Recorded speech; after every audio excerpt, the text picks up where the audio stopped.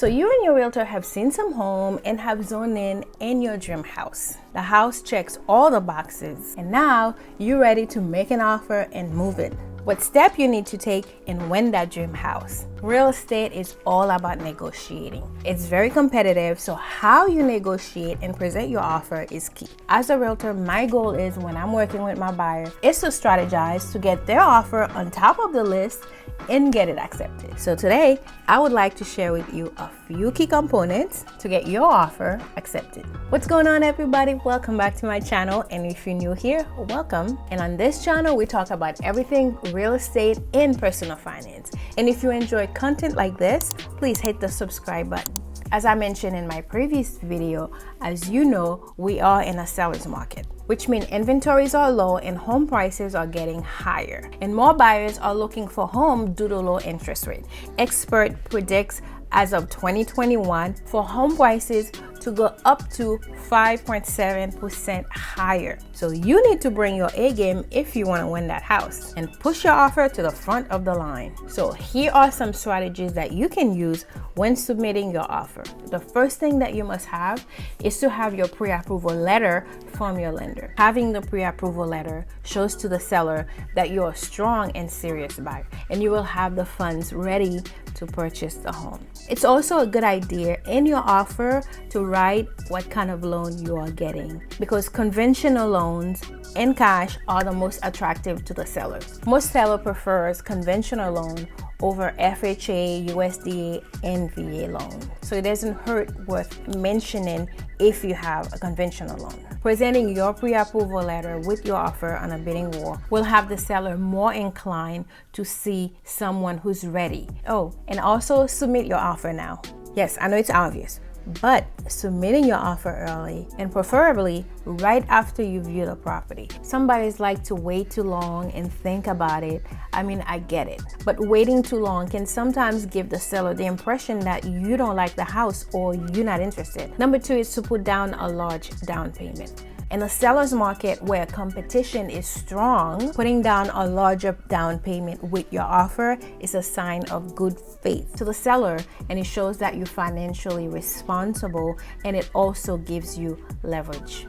A higher down payment also means less money required from the bank. Number three is huge, is to have less contingencies. Your offer should be clean with little to no contingencies if possible. You can waive one or more contingencies in a bidding war. This could be an extra push you need to get the house.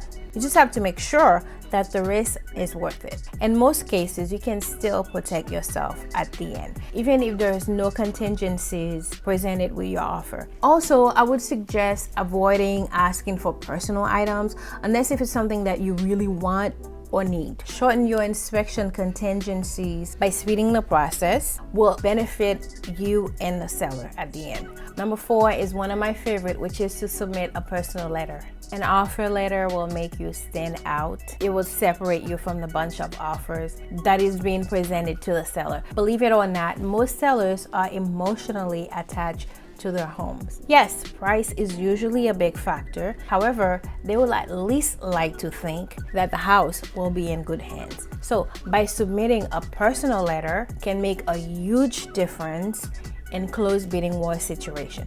Let's talk about number five, which is going above the asking price. I hate to say it, this is not the market to submit lowball offers, or even the asking price may not be good enough. Therefore, you need to up your offer. Putting down more money does not mean that you have to come up with some extreme numbers. However, a few $1,000s can make a difference between getting the property and losing out on the property. Due to low inventories and multiple offers, you need to come in strong by submitting a higher price so you don't lose out on your dream house over a couple $1,000s. So if you want the house and want your offer accepted, you have to go in aggressively, and by that I mean present a clean offer and above the asking price. It's also good to emphasize that making an offer above the asking price does not usually costing you more in the long run. The last one I would suggest is to offer 1 month free to the seller. Wait, what? Let me explain.